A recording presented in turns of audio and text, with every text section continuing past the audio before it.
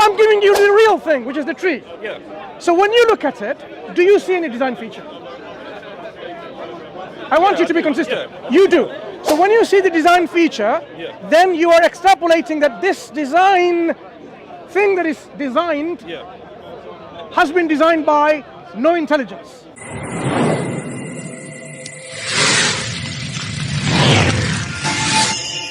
I am looking at the bike, but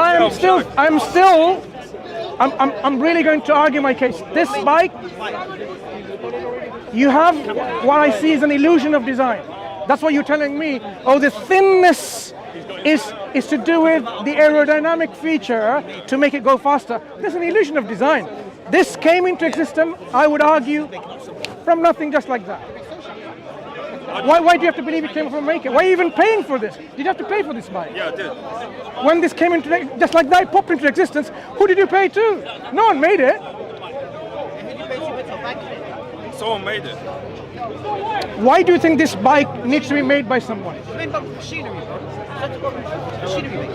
Brother, if you don't mind, I would like to really know, why would you as an intelligent person need to think a bike like this with an illusion of design needs to be made by a maker? Why? Why couldn't it just pop into existence just like that? Because we know about the process of a bike being made. Have you seen this bike being made somewhere? I didn't see it. Right. So having not seen, why do you have this blind faith that this is made by a manufacturer? This particular bike may have popped into existence. Why do you have to believe in it? Why? You're a man of intelligence. I mean, do you study and work, perhaps finish your universities, done a PhD already or something? You work. So obviously you're working because you have done your studies already, right? You've gone through that process. Why an intelligent person like yourself need to come to this belief that this would show some illusion of design? Remember my word. You think it's design? It's not. Yeah, you make a good point. Yeah. Okay, I would ask you a question in reverse. Do you believe that Mount Everest is a real thing? No, I would focus on the bike first, because defend your case if you really think, because I think you paid unnecessary money for this bike when it popped into existence. So why do you think this definitely needs manufacturer when I'm telling you it just popped into existence and you've been duped to pay all that money? You could have saved a lot of money. I mean, yeah, I agree with you. You agree with me? Yeah, that this could.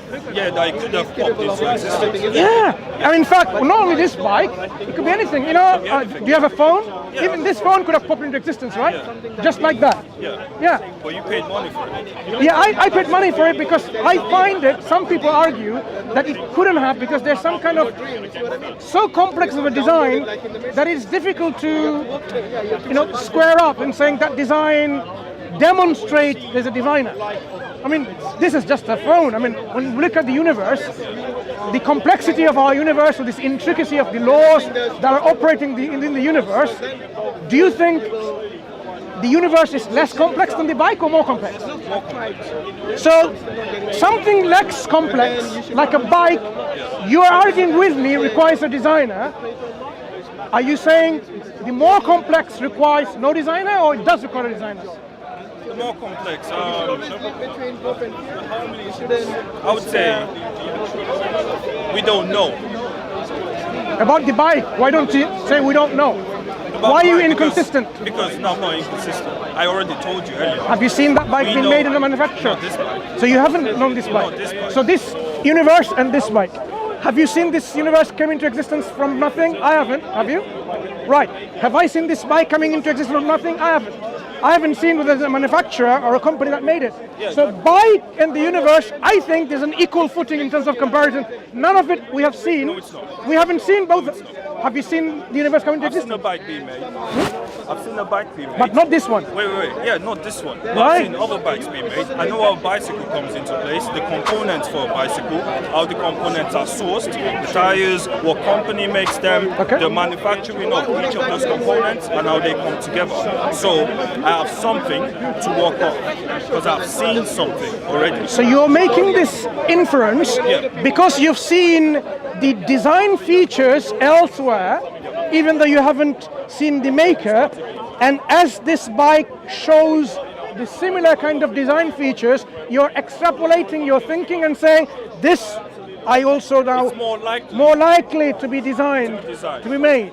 So if I see the universe, everything around it, also showing design features, then if everything that I see looks like design and we see a designer, I see the broader picture of the universe, looks like it's designed. So it's more likely then extrapolating our thinking process and say the universe indeed has a maker. That is the most sensible extrapolation to do, like you did with this light. The difference is, I haven't seen universes being made. I haven't. Components, the laws, What do you mean by the designs. What do you mean by that? For example, do you know within our universe there operate certain physical laws and constants? Yeah, they're very, very precise. Yeah. To so many decimal places. So these kind of organization, which then makes things happen, for example, because of our electromagnetic forces, because of forces of attraction and so on, things happen.